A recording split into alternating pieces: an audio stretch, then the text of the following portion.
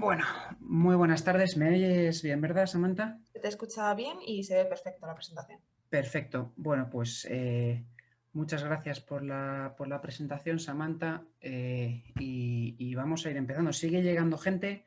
No sé si, bueno, como al principio tenemos un poquito así de introducción, antes de entrar en materia, pues yo creo que vamos a ir entrando. Sí. Bueno, como decía, muchas gracias, Samantha, por la presentación. Muchas gracias a todos y a todas los que estáis siguiendo hoy el curso. Como decía Samantha, son 5 semanas que se hacen muy largas. Entonces, pues muchas gracias por seguir ahí al otro lado y muchas gracias también si estás viendo este curso en diferido en YouTube. Para mí es un placer y un honor volver a este seminario de reactores avanzados y digo volver, y así mientras va entrando la gente hago un poquito de historia, que ya parezco un señor mayor, porque fue en la primera edición, en 2010, de este curso. A ver si soy capaz de pasar ahí.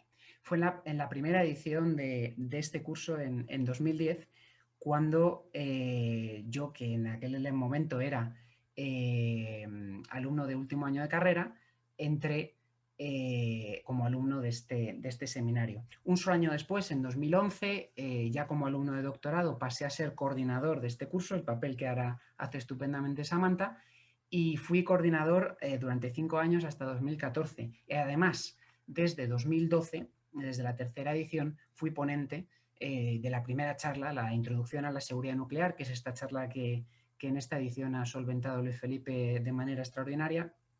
Fui ponente, digo, todos los años consecutivos hasta 2016, que en el año siguiente desapareció esta charla y entonces pues dejé de participar. Así que, como digo, encantado de venir a esta 12ª edición del Seminario de Reactores Avanzados en 2021, y habiendo dado ya un poquito de tiempo, pues vamos a comenzar. Lo primero de todo es dar un aviso, porque vamos a hablar de cosas muy a futuro y por lo tanto pues gran parte de lo que voy a contar en esta presentación está en el terreno de la especulación. Como decía Luis Enrique antes de ayer, pues vamos a coger la bola de cristal y muchos de los datos que voy a dar, es decir, los datos que voy a dar son reales a día de hoy, pero pues bueno, no olvidemos que estamos un poco en el terreno de la especulación. Me pidieron desde jóvenes que diera esta charla, una charla que nunca se había dado antes, y entonces me enfrenté al reto de organizarla y de montarla un poco. Y como la he pensado es así.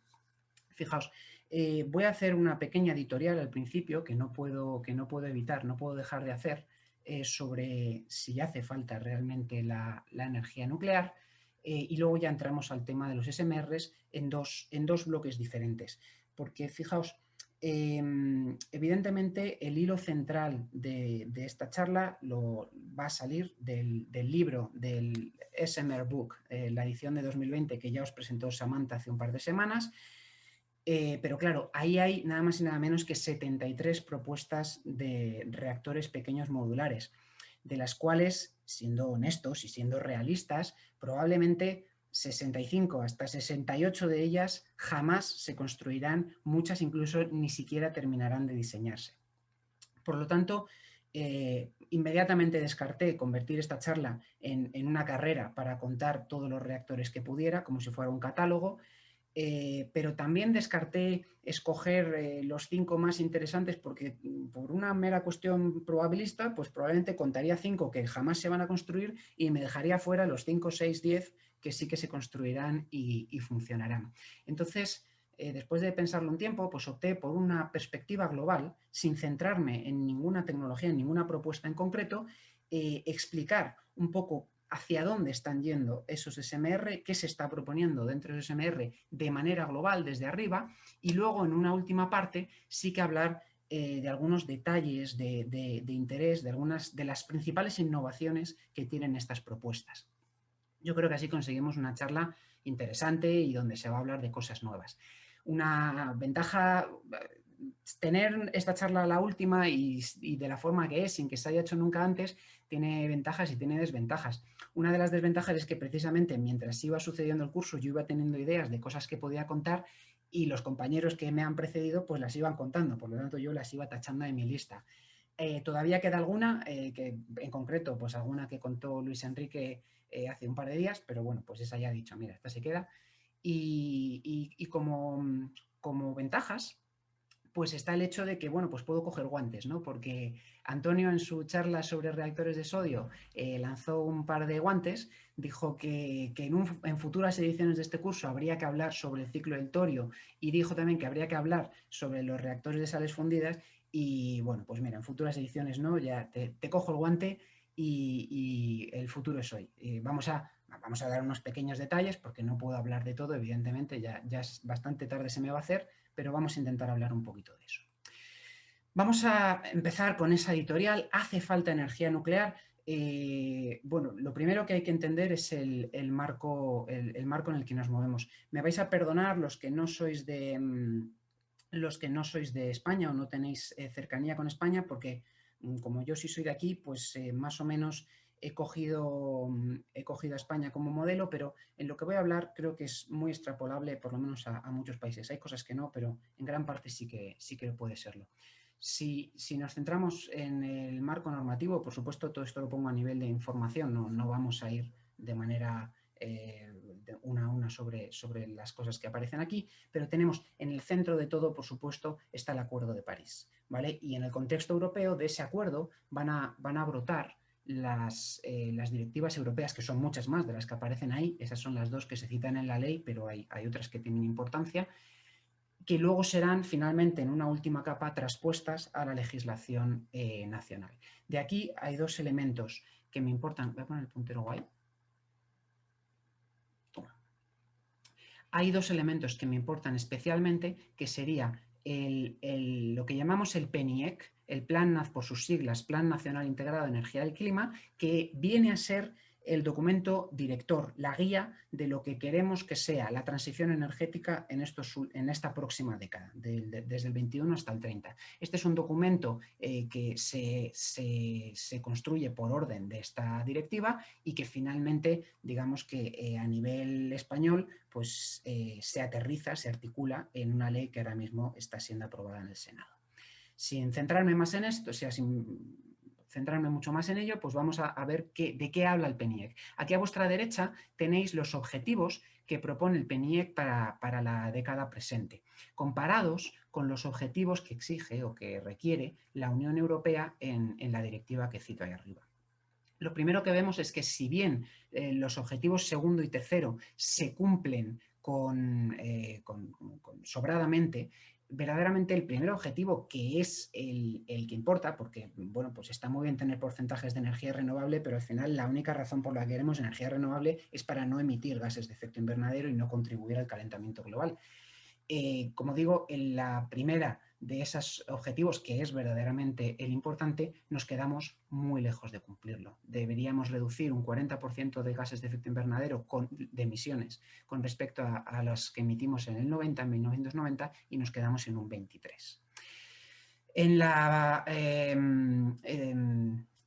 En la primera versión de esta presentación, que es la que os mandaremos a los que habéis sido tan amables como para asistir en directo, tenía una digresión bastante más extensa sobre lo que es el PNIEC, pero aquí he decidido que es imposible contarlo todo, así que nos vamos a ir directamente, quedaos con este 23% frente al 40%, y vamos a ir directamente al que es para el PNIEC la principal medida para eliminar, para reducir esas emisiones, que es la descarbonización del sistema eléctrico, ¿vale? La medida que más CO2 retira de las emisiones, en concreto 36 megatoneladas de CO2, es o pretende ser la descarbonización del sistema eléctrico en estos próximos 10 años. ¿Y cómo pretenden conseguirlo? ¿Cómo lo vamos a conseguir? Básicamente instalando energía renovable, duplicando nuestra capacidad de energía renovable, eliminando por completo el carbón. Dicen que reducción de la nuclear, y sobre esto, sobre lo que vamos a hablar en esta pequeña editorial, y, insisto, editorial, y dándole mayor importancia al autoconsumo y a las redes distribuidas.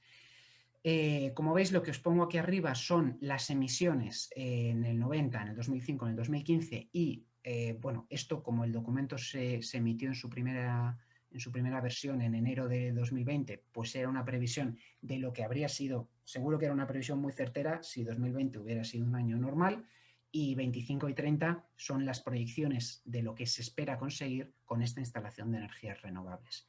Y como veis, la diferencia efectivamente son estas 36 megatoneladas. La propuesta para potencia instalada es esta que veis aquí, misma tabla con los mismos años. Aquí es donde estamos ahora mismo y aquí es a donde queremos llegar. Os he puesto las diferencias, vamos básicamente a casi duplicar la potencia eólica y a multiplicar por factores 4 y 3 las solares, ¿vale? Muy importante también el aumento del bombeo, luego hablaremos del almacenamiento eléctrico y en total pues estamos duplicando nuestra capacidad renovable. Bien, lo que yo he hecho a continuación es una pequeña simulación. Vamos a ver si soy capaz de explicaros lo que he hecho. Yo me he ido a los datos de red eléctrica, ¿vale? En concreto me he ido a la demanda horaria, que te dan los datos cada 10 minutos, imaginaos todo un año, son 52.000 no sé cuántos datos, de cómo se ha cubierto la demanda, ¿vale? Entonces tienes lo que ha aportado en cada tramo de 10 minutos, el tramo que ha aportado, el rango que ha aportado cada tecnología, ¿vale? Y entonces yo, sumando eso, he obtenido la demanda de cada día de 2019 y la he corregido con la demanda estimada, la esperada, en 2030 por el PNIEC, que como veis es ligeramente mayor. Tampoco sube muchísimo, pero bueno, es mayor. Y eso lo he comparado con una oferta supuesta que la he calculado cogiendo exactamente la misma estructura que tuvo la oferta en 2019, pero valorando, cambiando cada tecnología por el factor que esperamos tener de instalación. Es decir, lo que he hecho es más o menos suponer que en 2030 efectivamente vamos a tener instalada toda esa renovable y que la producción renovable va a ser similar a la que hubo en el 2019, en el sentido de que va a hacer más o menos el mismo sol y va a haber más o menos el mismo viento. Y luego además que la forma que va a tener el consumo va a ser similar, lo cual, bueno, pues efectivamente si entra el coche eléctrico variará los pesos según la hora del día, pero es una aproximación, ¿vale? Y entonces si sumamos toda la capacidad de generación sin emisión de gases de efecto invernadero, es decir, todas las renovables y la nuclear que nos quieren dejar, y lo comparamos con la demanda esperada, la curva que nos queda es una cosa de este estilo. Lo que tenemos aquí, lo explico rápidamente, abajo son los días del año, cada punto es un día del año, y lo que tenemos en abscisas es la potencia en megavatios, o bien que falta o bien que sobra. Y esto, ambos lados suponen un problema. Y me explico. Todos estos puntos que están por debajo son días que nos falta energía, es decir, que con nuestras fuentes de generación libres de CO2 no nos da para satisfacer la demanda. Hay que dejar muy claro que esto no significa que vaya a faltar la luz. Si os dais cuenta, el punto más bajo está por encima de los 18.000 megavatios y si os acordáis de la tabla anterior, teníamos gas natural hasta 26.000 megavatios, 26 gigas. Y además tendremos los intercambios con Francia. Es decir, no nos va a faltar la luz, ese no es el problema. El problema es que todo esto lo vamos a generar o bien comprando energía nuclear a Francia o bien quemando gas natural. Los picos que quedan por encima, que a priori son menos problemáticos y sobre todo no representan un problema porque son pocos, sí pueden representar un problema a futuro cuando queramos ir a mayores tasas de energías renovables. ¿Por qué? Porque, como todos sabéis, la energía renovable tiene una cuestión muy significativa y es que tiene un factor de carga limitado. Esto lo vamos a ver en la diapositiva siguiente. ¿Qué significa factor de carga limitado? Que funciona muy pocas horas. ¿Por qué? Porque no siempre hay sol, porque no siempre hay viento, etc. Y los cálculos económicos de cara a la inversión de un parque renovable, ya sea eólico o solar, se hacen considerando este factor de carga. Lo que pasa en estos picos que están por encima de la recta es que son momentos en los que, como sobra energía y no la podemos acumular, hay que parar los parques, hay que parar los molinos, hay que desconectar los paneles y entonces nuestro factor de carga disminuye, pero no porque haya poco sol, no porque haya poco viento, sino porque hay demasiada capacidad renovable instalada y no podemos almacenar, por lo tanto disminuye nuestro factor de carga aunque haga sol y aunque haga viento. Y esto, dependiendo de la cantidad de renovable que tengas instalada, efectivamente puede llegar a afectar en la posibilidad, en la capacidad de los parques de recuperar la inversión. Como digo, en este caso no es una cantidad considerable. Lo que hago después, simplemente como persona soñadora que soy, es sumarle lo que pasaría si no quitáramos la nuclear. Pero esta simulación es una chapuza. Seguro que muchos lo estáis pensando ya y luego vamos a arreglarlo. Antes de nada os enseño lo que os decía de los factores de carga. Fijaos, lo que vemos aquí, cada puntito de estos es cómo funciona una tecnología un día del año, ¿vale? Lo primero que vemos arriba es la nuclear. La nuclear es muy clara porque funciona prácticamente todos los días al 100%, un poquito por ahí, excepto cuando hay un reactor en recarga o incluso dos algunos días. Y luego por aquí abajo tenemos el resto de energías que no emiten CO2. En naranja por aquí detrás tenemos la fotovoltaica, en amarillo la solar térmica, que es muy poquita potencia, pero es interesante y alcanza estos valores de factor de carga tan altos porque sí que tiene un grado de acumulación. En azul oscuro tenemos la hidráulica, que bueno, pues en España tiene su valor, pero evidentemente los años donde hay poca agua pues no puede aportar demasiado. Y lo que a mí más me interesa de esta gráfica, o que me resulta interesante, es la eólica, que es la que he puesto delante en azul clarito. Porque si bien las demás no demuestran ninguna correlación con esta capacidad de satisfacer la demanda, la eólica sí que muestra cierta correlación y bueno, esto al final nos dice algo que ya sabíamos y es que los días que hay buen viento, que la eólica funciona bien, son en general días donde la demanda se cubre muy bien y los días que hay muy poco viento la demanda se cubre muy mal. Esta correlación lo que nos está diciendo es que nuestro sistema actualmente estos son datos de 2019, por su estructura depende mucho del viento. No es nada nuevo, pero bueno, lo estamos viendo sobre una gráfica.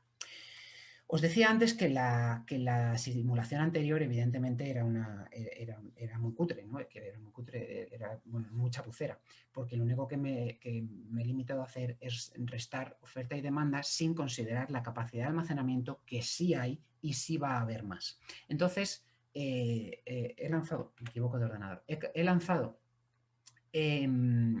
otra simulación donde lo que hago es incluir esa capacidad por bombeo que recordamos se iba a duplicar para 2030 y lo que hago es darle a la capacidad de bombeo la misma capacidad cada día que tenga la hidráulica, porque evidentemente si no hay agua para la hidráulica tampoco la hay para el bombeo y viceversa. Entonces incluyo esa capacidad por bombeo. Incluyo también 2.500 megavatios que dice el PENIAC que va a haber en 2030 y que van a poder enchufar toda esa potencia a la red durante 2 horas. Y lo que he hecho es ir cada 10 minutos pues calculando. Si me sobra energía, cargo las baterías hasta que se quedan cargadas al tope. Y en cuanto me empieza a faltar energía, empiezo a descargar baterías, ¿vale? Y voy así regulando con las baterías. Y también otra cosa que no hacía en la simulación anterior, que era muy chapucera, es que también paro la nuclear cuando no hace falta. Es decir, nunca, si sobra energía no voy a encender la nuclear, si falta un poquito solo enciendo la nuclear ese poquito que falta. ¿Vale? Y la forma, os pongo un momento la anterior para que veáis los picos y lo que vemos que conseguimos con esta regulación de la nuclear, del bombeo y del almacenamiento es amortiguar muchísimo esos picos, ¿vale? Evidentemente no nos sobra tanta energía cuando nos sobra ni nos falta tanta cuando nos falta. Pero cuidado, el esfuerzo que hay que hacer para conseguir este bombeo y conseguir este almacenamiento no es trivial si no aparece ninguna nueva tecnología que actualmente no sabemos si va a llegar o no. El escenario verde y el amarillo corresponden al escenario que propone el PNIEC, el primero, el verde, eliminando gran parte de la nuclear y el amarillo es manteniéndola toda. Y si hacemos las cuentas, he calculado todo, la energía que falta, es decir, la que hay por debajo de la línea negra, la que sobra y el factor de carga que tendría la nuclear en cada caso. Si primero, bueno, hay que decirlo, es que tengo que decirlo, hay que ver cómo de viable sería económicamente la nuclear con este factor de carga. Eso, por supuesto, hay que verlo y hay que ver la fiscalidad, hay mucho que ver. A mí lo que me interesa es la diferencia, porque en los dos casos hay momentos en los que falta energía. Pero la diferencia es muy grande y la diferencia, perdón, en concreto es de unos aproximadamente algo más de 15 teravatios hora que si los generamos a través de las centrales que tenemos de gas natural nos van a emitir 7 megatoneladas equivalentes de CO2. Recordad que el máximo ahorro que conseguíamos descarbonizando el sistema eléctrico era de 36 megatoneladas y nos vamos a dejar por el hecho de cerrar las centrales nucleares, ni siquiera todas, nos vamos a dejar por el camino 7 megatoneladas que nos podríamos ahorrar. Y ahora es cuando recordamos, teníamos que llegar al 40%, nos quedamos en la triste meta del 23%, y por el camino nos hemos dejado 7 megatoneladas que suponen, dentro de la descarbonización del sistema eléctrico, que es la medida más importante, la que más aporta, nos vamos a dejar un 20% de ahorro porque queremos cerrar las nucleares. Por supuesto es legítimo, pero los números creo que hay que verlos y valorarlos. Entonces, ¿hace falta la energía nuclear? Pues no hace falta para encender las luces, pero si queremos llegar a 2030 acercándonos al máximo al objetivo que se nos pide en cuanto a emisiones de gases de efecto invernadero, desde luego es absolutamente relevante. Bien, bueno, gracias por vuestra atención en esta editorial. No podía evitar decirla y además creo que es relevante con lo que vamos a hablar a continuación, porque vamos a ver qué encaje tienen los SMRs, quizá no en España, y ya James, si me vas a hacer la pregunta del seminario, te puedes imaginar cuál va a ser mi respuesta, quizá no en España, pero sí en el resto del mundo. Antes de ir con esa perspectiva global, vamos a evaluar algunos puntos que me parece como si fuera una lluvia de ideas antes de un análisis DAFO, ¿no? Un análisis que harían antes de ponerse a diseñar un SMR, decir, oye, este producto tiene cabida en el mercado mundial. Vamos a ver qué debilidades, qué oportunidades tenemos. Fijaos, lo primero y fundamental tiene que estar la necesidad de la competitividad económica, ¿vale? Va a entrar la fusión nuclear, esperemos que entre la fusión nuclear, le están entrando las renovables con muchísima fuerza, necesitamos competitividad económica. Por supuesto, hay que de alguna manera ganarse, convencer a la opinión pública, lo cual está ligado con una gestión de los residuos que sea cada vez más eficiente. Esperamos un aumento de la demanda. Esto lo contaba mejor en la primera versión, no me ha cabido, pero no tan fuerte como podría pensarse, porque no se va a electrificar todo el parque móvil de golpe, ni muchísimo menos, y a lo mejor ni siquiera se acaba electrificando todo, pero esperamos cierto aumento de la demanda eléctrica. Hemos demostrado claramente la insuficiencia con la tecnología actual de las renovables, por muchas que pongas. Se abren las puertas de otros usos. El hidrógeno, que a mí me parece muy, muy importante para equilibrar esas emisiones de transporte que no son en absoluto minoritarias, y calor industrial, etcétera, etcétera. Necesidades medioambientales. Y llegamos a un punto que yo creo que influye mucho en los diseños que se están presentando, que son el mercado de las redes pequeñas o aisladas y los países en vías de desarrollo. La cuestión, y luego lo vamos a ir viendo con esos detalles que os voy a dar. La cuestión es que cuando uno habla de países en vías de desarrollo, a mí lo primero que se me ocurre es decir, oye, la primera gran dificultad que se me ocurre es que muchos de estos países tienen una gran dificultad porque carecen de un sector nuclear, carecen de una estructura reguladora, de un consejo, de una NRC, de lo que sea. Entonces, claro, cabe preguntarse, porque al final toda esa estructura conlleva una inversión, si les puede merecer la pena a un país pequeño, a un país en vías de desarrollo, invertir en tener toda esa estructura para luego tener 1 o 2 reactores incluso pequeños. Creo que hay algunas respuestas a esta cuestión en lo que voy a decir en el resto de la charla, pero creo que es importante plantearlo. ha quedado ya planteada la importancia de la flexibilidad, flexibilidad que se puede conseguir de dos maneras. Podemos conseguir flexibilidad o que es, bueno, sí que se puede conseguir. Está primero la cuestión técnica de ser capaz de variar la potencia del reactor y está después, es decir, otra posibilidad, es decir, nos vamos a ir a otros usos. Voy a tener mi reactor a tope, mientras se necesite electricidad voy a generar electricidad, cuando deje de necesitarse mantengo mi reactor a tope, pero derivo la energía a otros usos como puede ser perfectamente el hidrógeno. Y finalmente, para terminar, y lo veremos al final, como os decía, con ese guante que le he cogido a Antonio, la posible escasez de uranio 235 si en un escenario, para mí, muy optimista, muy positivo, verdaderamente se terminan desarrollando algunas de estas ideas y bueno, por supuesto, si China y Rusia siguen al ritmo que van, va a haber un momento en que va a haber que afrontar esta situación. Bueno, lo primero es quién, lo primero es preguntar quién y diciendo quién, mostrando este mapa que casi sin saber de lo que habla podría parecer que estamos hablando de la Guerra Fría, ¿no? Con esos dos frentes, tengo que advertiros que todos los datos que voy a mostrar en esta parte de la presentación los he tomado yo a mano de este libro. Entonces, del libro que os hablo del SMR Book.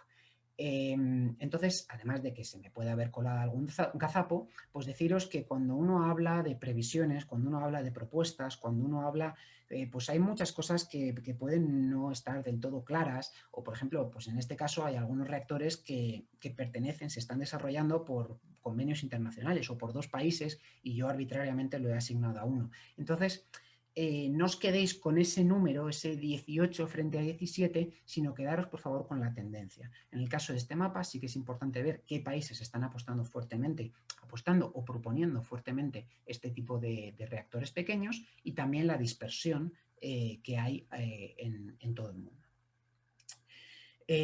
Habiendo hablado de quién está haciendo estas propuestas, me parece que lo siguiente que hay que decir es cómo vamos, en qué punto estamos realmente. Aquí cabe comentar, como dijo Antonio y previamente había dicho Gonzalo en su charla, que ninguna de estas ideas que voy a comentar hoy, aunque suenan innovadoras porque están lejos de lo convencional, de lo que vemos en el mercado eléctrico, ninguna de estas ideas es nueva en el sentido de que se le haya ocurrido a nadie hace 2 años. Todas estas ideas vienen de ideas previas de los años 50 y 60 incluso, y se han venido estudiando con ese parón que vemos siempre en los 90, pero se han venido estudiando desde entonces.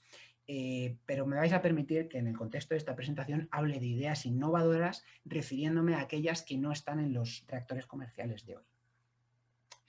Sobre esta gráfica, quizá es la más subjetiva, porque lo que tenemos aquí, yo he querido ordenar de alguna manera los pasos de construcción de un reactor en diseños conceptual, básico y de detalle. Luego, construcción de un demostrador, licenciamiento, construcción del propio reactor y la operación.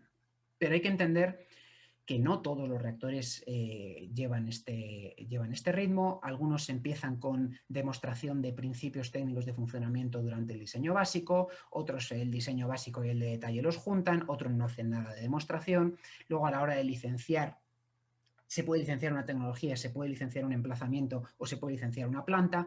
Por lo tanto, podrían bailar mucho los números, como os decía antes, en esta clasificación que la he hecho yo un poco a mi mejor entender. Pero lo que quiero que veáis son dos cosas. Primero, la forma que tiene la curva.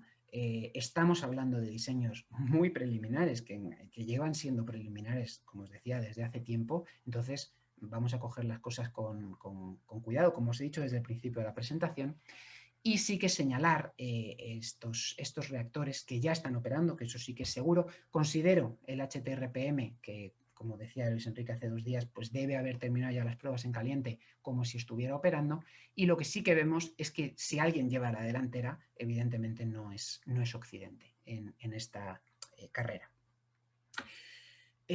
Hablando de las tecnologías, esto me parece muy interesante. Fijaos, tenemos una clara apuesta continuista por la tecnología más, que vamos a decir, convencional dentro de las redes eléctricas actuales, que es los reactores a presión. ¿vale?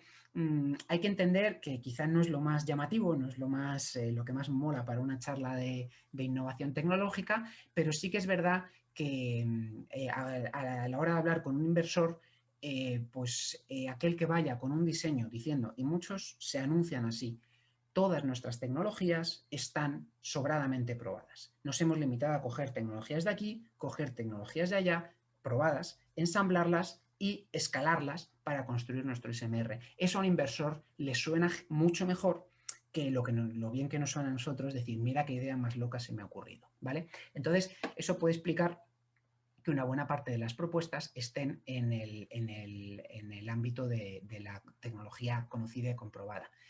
Los otros tres pilares que despuntan, ya nos han hablado al menos de dos de ellos, son pilares que han tenido en los tres casos reactores experimentales, algunos incluso reactores grandes funcionando mucho tiempo. Serían High Temperature Gas Reactor, que nos contó Luis Enrique hace 2 días, los Liquid Metal Fast Reactors, que nos contaron respectivamente Antonio y Pablo la semana pasada, perdón, nos hablaron del de sodio y del de plomo, y los reactores de sales fundidas, de los que daré yo 2 detalles al terminar esta presentación.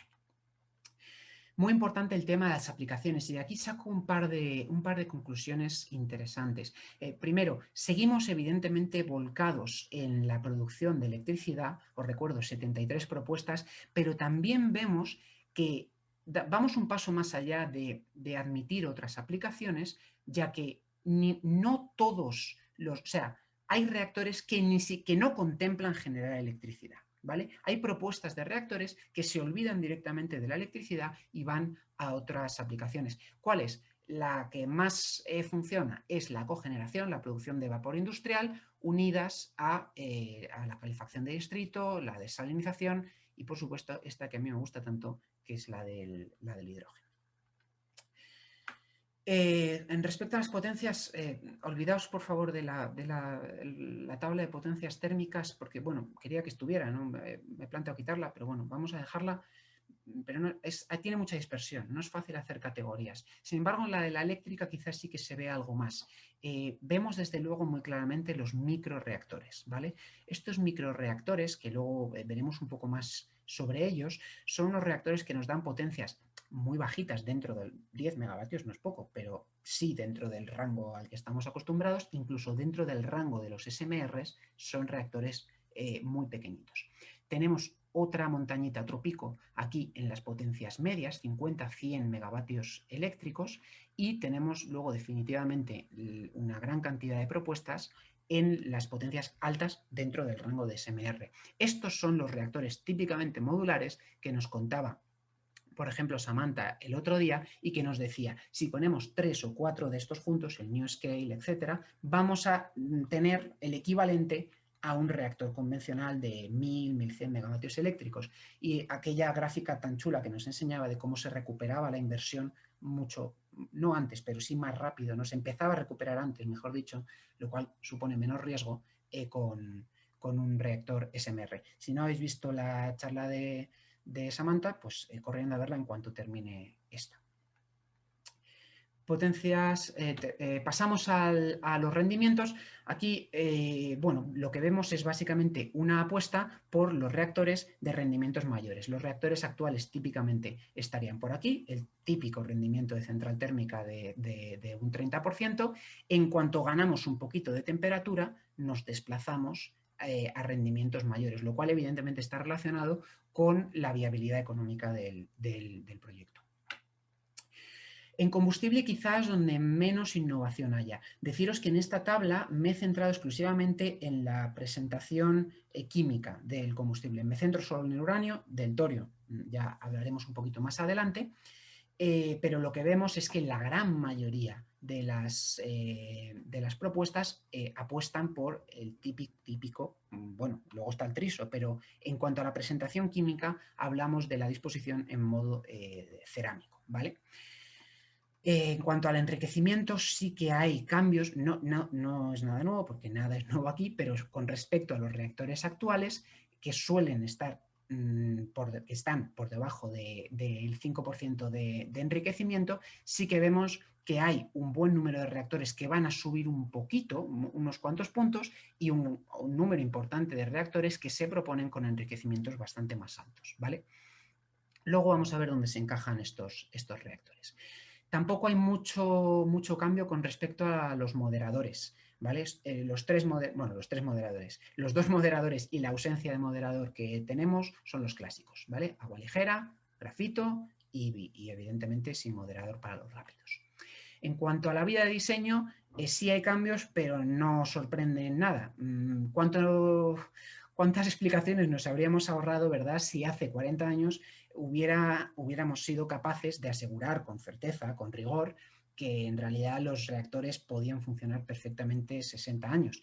El caso es que se dijo que 40 y poco a poco se ha ido viendo que 60. Y a 60 es a lo que van pensados la mayoría de las propuestas de las que hablamos hoy. Bueno, esta gráfica, cuando hablamos de tiempo de respuesta en accidente severo, el problema es que se deja fuera a todos los inherentes, ¿vale? De la seguridad de los reactores inherentes vamos a dar 2 apuntes luego, porque ya nos han hablado mucho en otras charlas, pero si los dejamos de lado, si nos quedamos con la parte derecha de esta gráfica, sí que vemos, aunque haya muy poca muestra estadística, pero sí que vemos que hay un desplazamiento hacia los mayores tiempos de respuesta. Tiempo de respuesta nos referimos a cuánto tiempo puede estar un operador sin hacer nada para corregir una situación accidental, ¿vale? Cuánto tiempo el reactor solo es capaz de autorregularse, refrigerarse, etc. Los reactores actuales tienden a estar en este rango y pensamos inmediatamente en Fukushima en 1 y 2 días, y las propuestas actuales tienden a ir a los 3 días, incluso 3, 4, hasta los 7 días, ¿vale? Las que no son directamente inherentemente seguras. Terminamos este bloque con la parte de la duración del ciclo de combustible. Aquí también hay bastante dispersión, pero vemos que las centrales convencionales actuales, digamos, estarían aquí, en torno al 1 o 2 años. Y si bien hay propuestas en este rango, vemos que hay un corrimiento, hay una serie de propuestas que van a más largos plazos. Hablamos de 3 años, 4 años, 5, 7, 10, hasta 30 años, ¿vale? Luego hablaremos sobre estos reactores y también una buena parte de propuestas en régimen de recarga continua.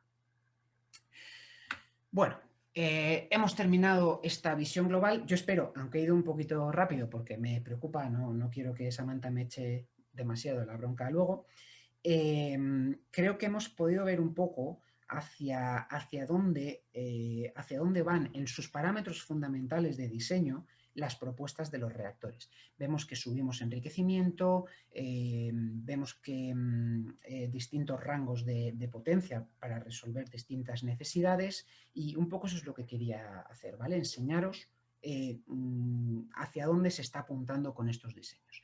Ahora vamos a ir un poco más a los detalles de interés, ¿vale? Vamos a seguir sin hablar en general de tecnologías concretas, de diseños concretos, pero sí vamos a ver puntos especiales que a mí me resultan llamativos en cuanto a la innovación que comparten algunos de estos diseños. No puedo evitar empezar hablando de la seguridad.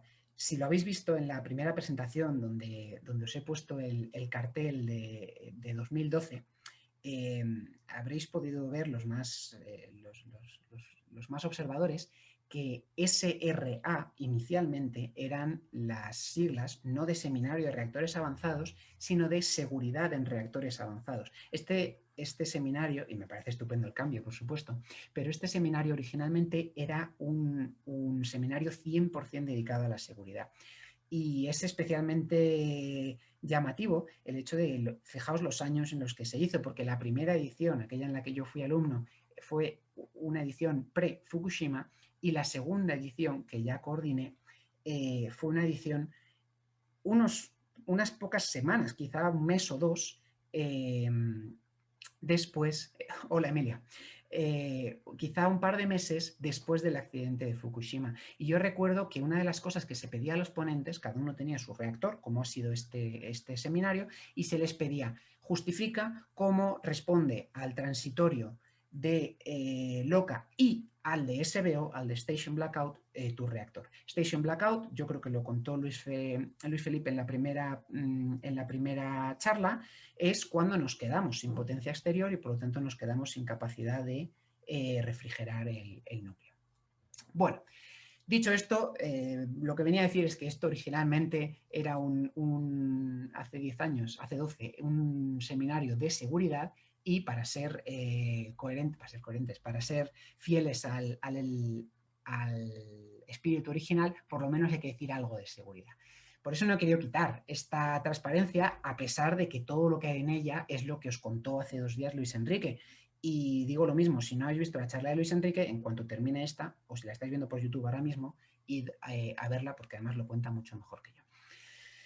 La seguridad inherente en todo este grupo de reactores, de propuestas de reactor modular, que son los de alta temperatura, se basa en el diseño del combustible. Dado que no había nada originalmente nuevo en la transparencia, voy a intentar daros un detalle más simplemente por aportar algo nuevo, ¿no? Resumiendo lo que ya contó mejor Luis Enrique, la seguridad de estos reactores se basa en las distintas capas de este TRISO-fuel. Básicamente tenemos una primera capa de carbono poroso que va a alojar los gases de los productos gaseosos de fisión. Luego esas 2 capas interior y exterior de carbono pirolítico que van a proteger a la que es realmente nuestra contención, que es el carburo de silicio. La gracia de todo este montaje es que nos permite tener una temperatura de fallo del combustible. Y fallo del combustible nos referimos a que hay un fallo mecánico y los productos de fisión escapan al exterior, que está en el orden de los 2200 grados, y considerando que la máxima temperatura alcanzable en el peor de los transitorios es de unos 1600 grados en estos reactores, pues estamos hablando de decir colchón es poco, de 600 grados de margen, ¿vale? ¿Con qué jugamos? Jugamos, como ya ha quedado dicho, con que la inercia térmica del reactor es muy grande, por lo tanto, además, el aumento de la temperatura no genera unos grandes estreses térmicos, y que con que los sistemas pasivos, en última instancia, la convección natural del aire atmosférico, y entendemos que la atmósfera y la gravedad son 2 cosas que siempre van a estar ahí, son capaces de refrigerar este combustible. Como he prometido que iba a decir algo extra para decir en esta diapositiva algo que no contara Luis Enrique el otro día, pues deciros que el combustible TRISO, a pesar de todo lo detallado que es, de lo complejo que es, ¿no? en su diseño, sigue siendo susceptible de mejoras de diseño. Por ejemplo, un suceso que hay que considerar en este tipo de reactores es la posibilidad de que se inunde la vasija del reactor con agua. Los reactores funcionan siempre refrigerados con gas, puede ser típicamente helio, puede ser otro tipo de gas como CO2, pero tenemos que imaginarnos que de alguna manera pueda ocurrir que se inunden con agua. Sabemos, bueno, lo sabíamos de antes, pero Chernóbil nos dejó muy claro que el agua y el grafito en un reactor nuclear, en según qué condiciones, pueden ser peligrosos. Entonces, sí que pues aprovecho para citar una propuesta de mejora que hacen desde el reactor X-Energy de los Estados Unidos, que es simplemente una cosa tan tonta, y fijaos lo fino que es a veces el diseño nuclear, reducir ligeramente el diámetro, reducir unas pocas decenas de micras el diámetro de este núcleo de la pastilla, consiguiendo con eso cambiar el régimen de moderación, limitando el exceso de reactividad que se puede producir, y de esa manera, por lo que dicen, evidentemente no he hecho las cuentas, eliminan la posibilidad de que haya coeficientes positivos en el suceso de inundación del reactor. Digo esto, aparte, para añadir algo nuevo, porque, bueno, para que veáis que incluso en un combustible como es el TRISO, que ya de por sí es muy complejo y que lleva mucho tiempo de evolución, se siguen presentando propuestas de mejora. Seguimos con otras cuestiones de seguridad inherente en otros conceptos, en otros tipos de reactor, para explicar un poco en qué se basa esta seguridad inherente en otros reactores, aunque también son cosas que coinciden con lo que he dicho antes. Tenemos el concepto de la alta resiliencia del combustible y esto lo voy a unir con el efecto Doppler del que os habló Luis Felipe en la primera charla. Si no lo habéis visto, corriendo. El efecto Doppler es aquello que hace que el uranio 238, en ese régimen epitérmico de las resonancias, cuando aumenta su temperatura, absorba muchos más neutrones. Como sabemos perfectamente, cuando absorbemos neutrones del reactor, esos neutrones van a dejar de estar disponibles para la fisión y por lo tanto vamos a apagar el reactor. Es decir, el efecto Doppler es un mecanismo de seguridad intrínseca en el sentido de que cuando sube la potencia y llega a un límite de temperatura del combustible, no puede subir de ahí porque el propio combustible se está inhibiendo a sí mismo. ¿Vale? Si nosotros conseguimos, claro, si esa temperatura en la que se inhibe a sí mismo está por encima de la temperatura de fusión, pues no nos vale de nada porque ya hemos tenido el accidente severo. Pero si conseguimos un combustible que soporte una temperatura que esté por encima de ese punto, llegamos a un reactor en el que incluso nos puede fallar el control e incluso no consiguiendo insertar el control, el reactor va a ser inherentemente seguro en el aspecto de la reactividad. Se va a parar el reactor por sus coeficientes de temperatura del combustible. Otros conceptos interesantes, pues por ejemplo, me ha encantado, este está, si no me equivoco, en uno solo, podría estar en más, pero creo que está en uno solo de las propuestas, pero me ha gustado muchísimo, que es el bombeo activo del moderador. Este en concreto es un reactor que usa como moderador, no como refrigerante, sino como moderador, agua pesada y lo que hace es bombearla. Mientras que el refrigerante funciona por convección natural. Por lo tanto, en un suceso de SBO, de pérdida de potencia externa, se va a dejar de bombear de forma automática. Esto es similar a esa idea de las barras que están sujetas con electroimanes y cuando perdemos la potencia caen por gravedad, pues de una forma muy similar, en cuanto perdamos la potencia se va a dejar de bombear el moderador y el núcleo se va a vaciar de moderador, mientras que el refrigerante va a seguir circulando por circulación natural. Otro concepto que a mí me parece interesantísimo.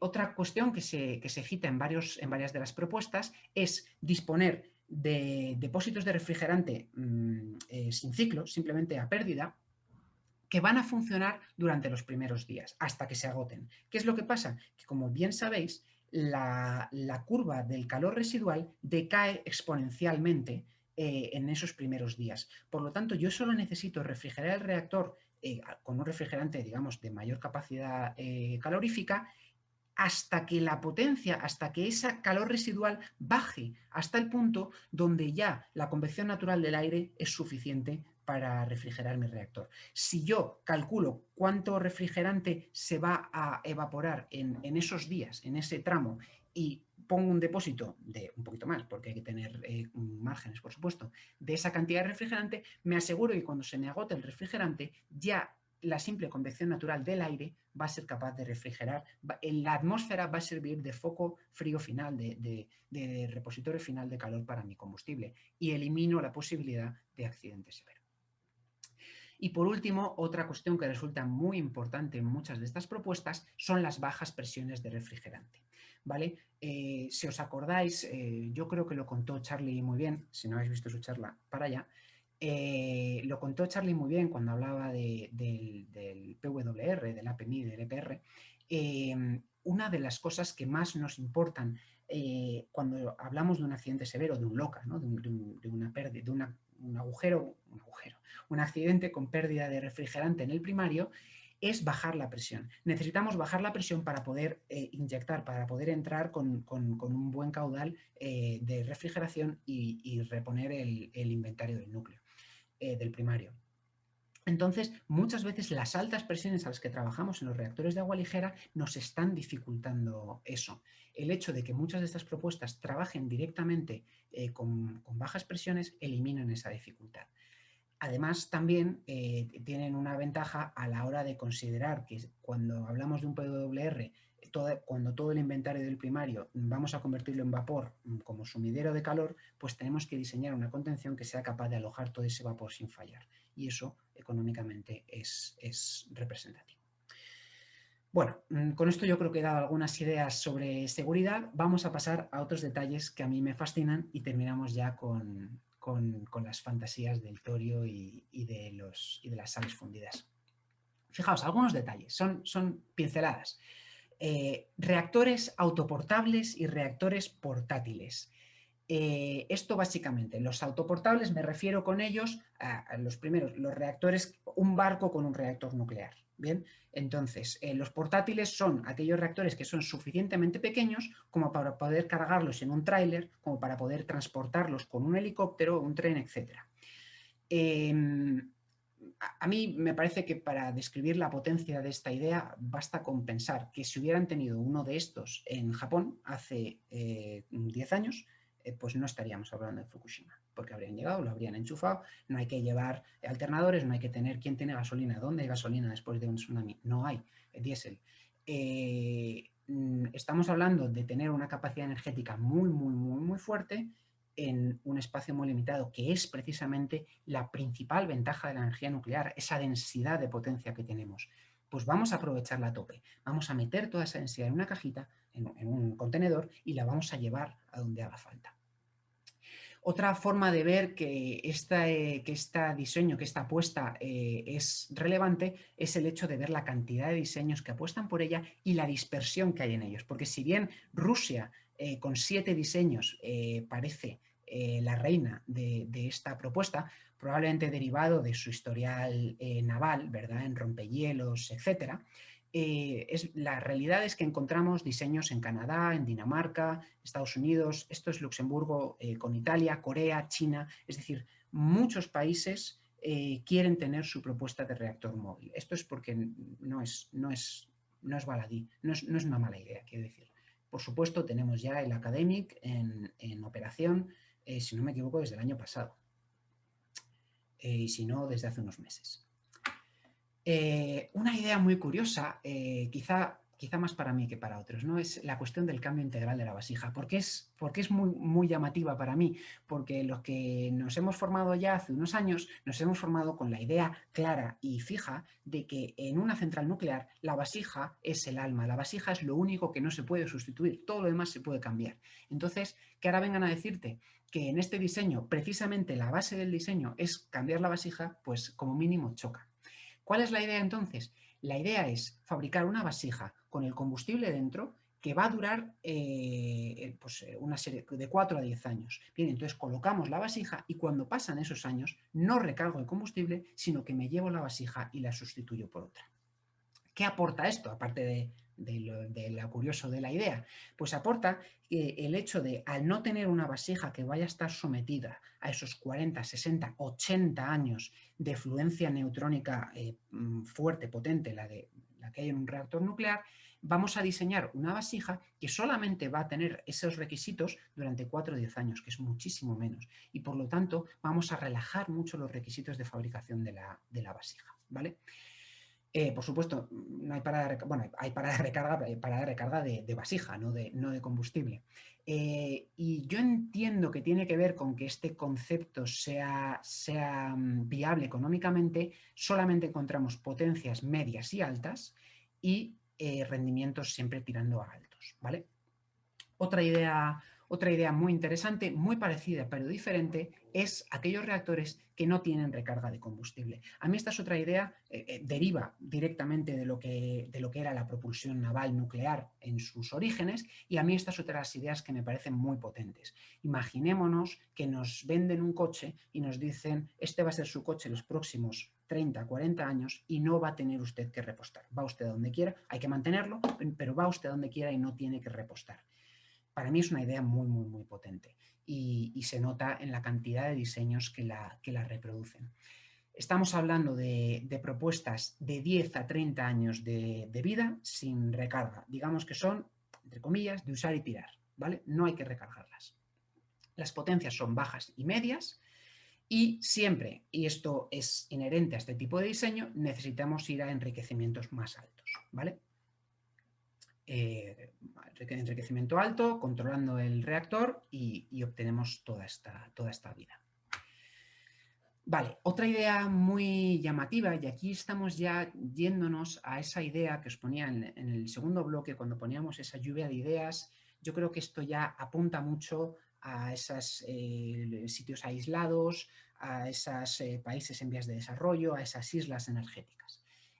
Vamos a ver reactores que se anuncian como autónomos en su operación total o al menos parcialmente, ¿vale? Hablamos de reactores que directamente eliminan o como mínimo minimizan mucho la actuación humana. Algunos conservan en general, evidentemente, tareas de mantenimiento, porque el mantenimiento pues, es inherente a cualquier función industrial, pero minimizan esa operación. Y estoy siempre pensando en esa idea de esos países que os comentaba antes que tienen una alta necesidad de energía, esperamos que se vea resuelta, pero no tienen un sector nuclear, no tienen un regulador, no tienen y se puede encontrar en una situación complicada. Entonces, todo lo que sea minimizar la operación nuclear en el país, pues evidentemente es una ventaja muy grande. Las potencias las tenéis aquí.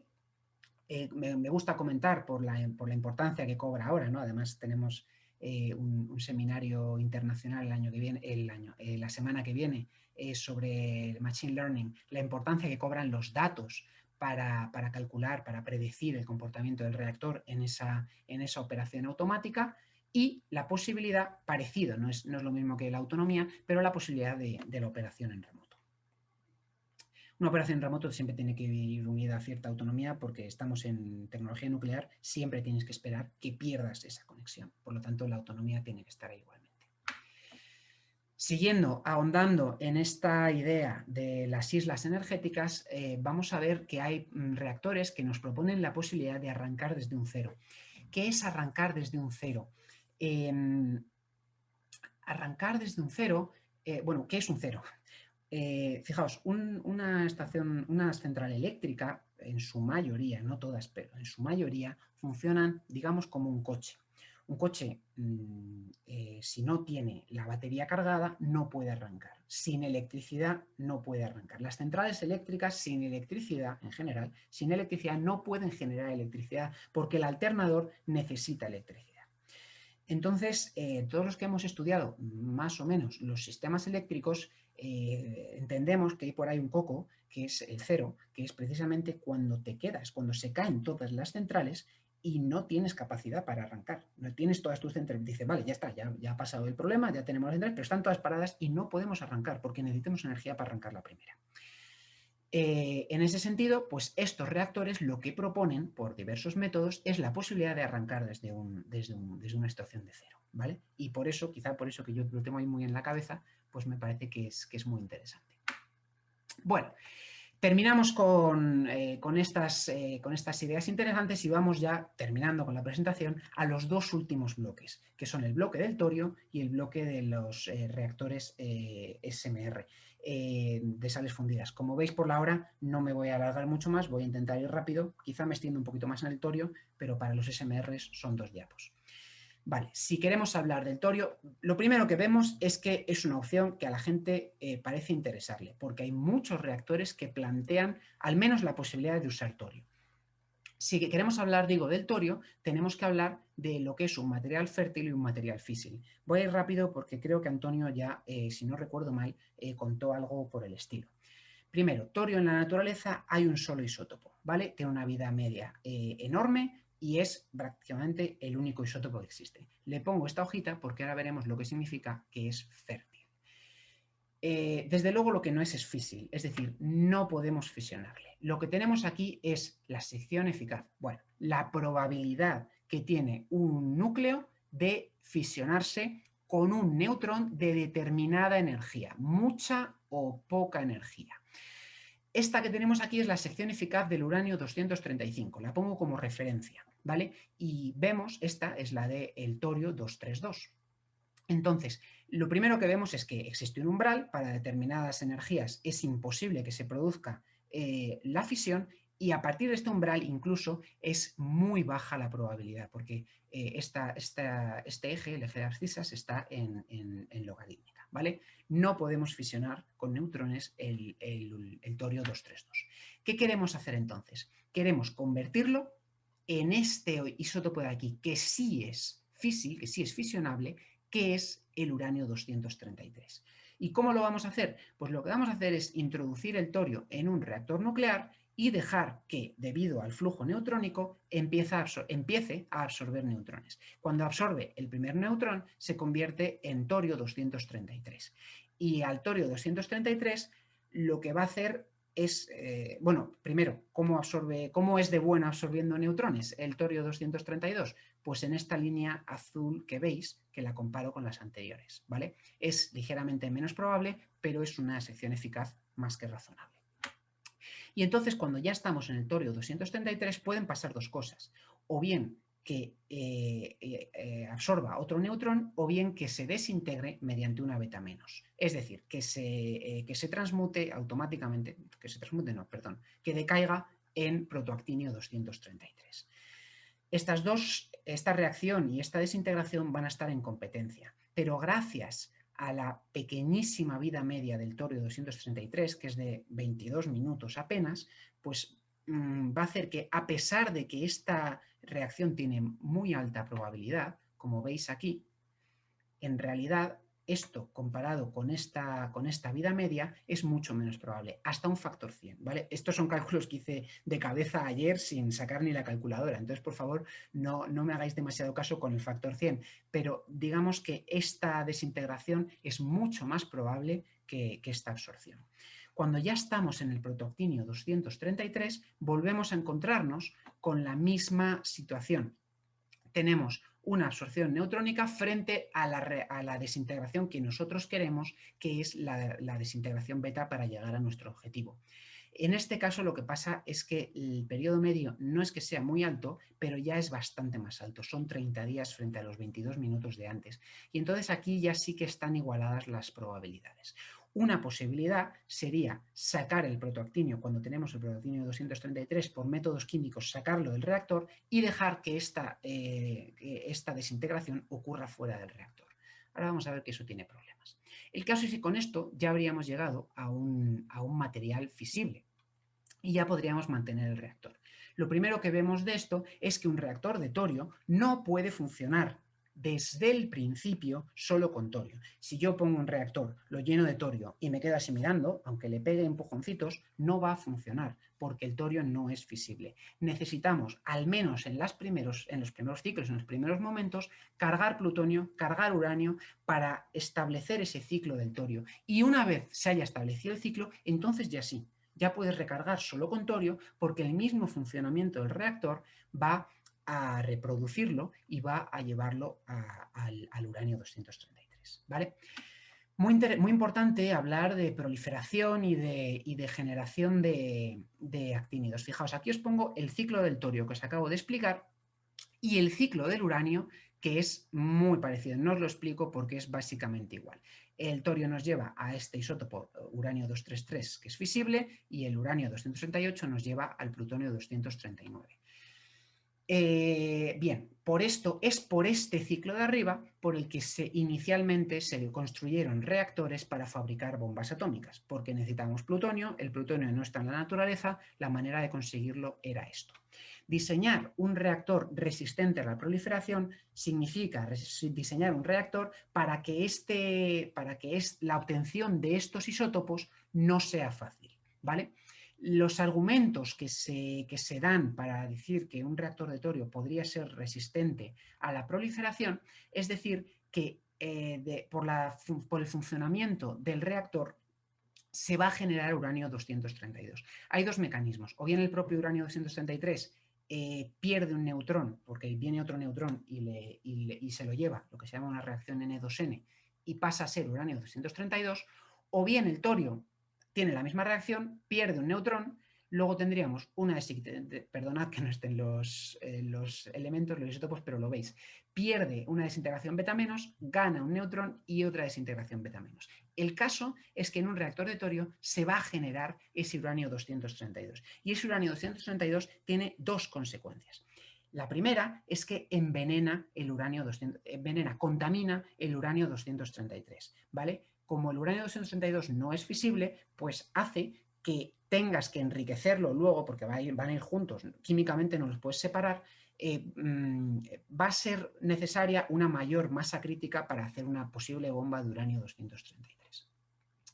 Y el segundo argumento es que el uranio-232 tiene una emisión gamma muy energética de 2,6 megaelectronvoltios, y entonces es muy difícil de manipular. Todos esos argumentos hacen que no sea un reactor lógico si lo que quieres es reproducir uranio para hacer una bomba. Los que hayáis estado atentos en la diapositiva anterior diréis, oye, espera, pero has dicho que una opción era sacar el protoactinio 233 fuera del reactor y dejar que decaiga fuera. En caso de efectivamente poder hacer eso, lo que vas a tener es uranio 233 puro, si eres capaz de sacar el protoactinio puro. Y eso es verdad. ¿Qué es lo que pasa? Que si tú sacas el uranio 233 y no lo vuelves a inyectar al núcleo, el núcleo se para. Como hemos dicho antes, tú podías seguir alimentando el reactor solo con torio siempre y cuando reinyectaras el uranio 233. Y la cantidad de uranio 233 que puedes reservarte inyectando lo necesario para mantener el núcleo vivo es muy pequeña. Entonces, eso sería el contraargumento que se daría. Muy brevemente hablo de la generación de actínidos, pero es importante porque una de las grandes ventajas del ciclo del torio frente al del uranio es que genera muchos menos residuos, muchos menos. Podríamos estar hablando de ese factor social relacionado con los residuos, trabajarlo muy bien. Los isótopos que os pongo aquí sombreados en rojo son los isótopos puente. Los isótopos que nos preocupan, los transuránidos, esos elementos, esos actínidos minoritarios que van a hacer que nuestro combustible gastado, que nuestros residuos nucleares sean tan peligrosos durante tanto tiempo, son los que están por encima del neptunio. Aquí yo creo que voy a pintarrajear un poco. Son los que están por encima, ¿no? Pinta así. Son los que están por encima del uranio, ¿vale? Los transuranidos. Nos preocupa llegar aquí, porque estos son los que tienen muy larga vida y relativamente alta actividad, alta radiotoxicidad. Entonces, ¿cuál es el problema con el uranio? Pues que el uranio simplemente con una absorción neutrónica y una desintegración beta ya nos encontramos el primer transuránido. En cuanto arrancas un reactor nuclear del ciclo del uranio, enseguida empiezas a acumular transuránidos. ¿Qué pasa con el torio? Que fijaos, para llegar del torio al primer transuránido tenemos que hacer una absorción, una desintegración, dos desintegraciones, dos absorciones, 3, 4, 5 y una desintegración. Es decir, tenemos 3 desintegraciones más 5 absorciones versus frente a una desintegración y una absorción. Esta es la manera más gráfica de ver por qué el ciclo del torio es mucho mejor en cuanto a la producción mucho mejor que decir que produce menos actínidos minoritarios, muchos menos transuránidos que el ciclo del uranio, ¿vale? Básicamente, físicamente, porque está más lejos, ¿vale? Entonces, esto es básicamente lo que muestra esta curva. Esta diferencia es la diferencia de radiotoxicidad entre los ciclos del uranio y del torio. Bueno, en cuanto a actínidos, sería por aquí. Y esta de aquí es la curva de los productos de fisión. Lo que estamos viendo básicamente es que el ciclo del torio es mucho menos radiotóxico, mucho menos tiempo, ¿vale? Y no pierdo más tiempo aquí. Bueno, acabamos entonces con el ciclo del torio. Simplemente las ideas generales son esas: menos residuos, menos proliferación, y para que no tengáis que preguntarlo, hay más torio que uranio en el mundo, ¿vale? Bueno, reactores de sales fundidas. Son 2 diapositivas, o sea que termino ya, Samantha, te lo prometo. Pero es que tengo que contarlo, porque esto es la fantasía. Esto es fantástico, esto es darle la vuelta a todos los conceptos. Esto es, ojo, no todos los molten salt reactors, no todos los reactores de sales fundidas funcionan así. Me voy a centrar en los que tienen el combustible en fase líquida, porque aquí vamos a cruzar el espejo, vamos a darle la vuelta, como decía. En los reactores convencionales actuales, bombeamos el refrigerante, bombeamos el moderador dentro del núcleo donde el combustible está fijo. Aquí vamos a hacer algo que va a ser lo contrario. Vamos a dejar el moderador, en caso que haya, vamos a dejar el moderador fijo dentro del núcleo, unos bloques de grafito, y vamos a bombear el combustible dentro del núcleo, ¿vale? Vamos a tener a ese combustible viajando. Eso nos da por supuesto inconvenientes, pero también unas ventajas. Y desde luego fantasía e imaginación. ¿Qué tenemos con este combustible en fase líquida? Bueno, pues lo primero, tenemos menor limitación al quemado. Hay que entender que la principal limitación que tenemos para obtener energía del combustible es precisamente que tenemos que proteger ese elemento combustible. Ese elemento combustible tiene una función estructural y no podemos perderla. Entonces, si lo quemamos demasiado, si lo tenemos demasiado tiempo en el reactor, el flujo neutrónico va a acabar afectando demasiado a la estructura y vamos a tener peligro de que pierda su integridad. Y eso limita nuestro quemado. Me encanta, literalmente me encanta la idea de la solución de decir, ¿me vas a hacer daño a la estructura? Pues carezco de la estructura. Lo meto directamente líquido y ya no me puedes hacer daño. Es similar, por eso me gusta tanto también, a la idea del lecho de litio fluido en los reactores de fusión. Obviamente esto tiene sus peros y hay que estudiarlo desde el punto de vista de la seguridad, pero yo hoy estoy aquí para soñar. Evidentemente tenemos menor capacidad para retener los productos de fisión gaseosos, ¿vale? Porque no es lo mismo una vaina sólida que unos productos disueltos en un líquido. Pero también ganamos eficiencia térmica y tenemos, y termino con esto, la capacidad, la posibilidad de purificar el combustible, porque como lo vamos a estar circulando, vamos a tener la posibilidad de lo que os hablaba antes, por ejemplo, de retirar el protoactinio. Si pensamos en un reactor habitual con sus elementos combustibles, pues podríais estar pensando, ¿cómo vamos a retirar el protoactinio? ¿Vas a parar el reactor para sacar? No. Como estamos circulándolo, podemos retirar el protoactinio y sobre todo podemos retirar algunos productos de fisión, pensamos en xenón, samario, los productos de fisión suelen ser absorbentes de neutrones y con ello mejorar mucho la economía neutrónica del reactor. Termino poniéndoos cómo sería una idea de reactor de este tipo y deciros eso, que bueno, simplemente he querido dar dos detalles por aquello, porque hay diseños que van en esta dirección y porque Antonio dijo que en algún momento habría que hablar de los reactores de sales fundidas.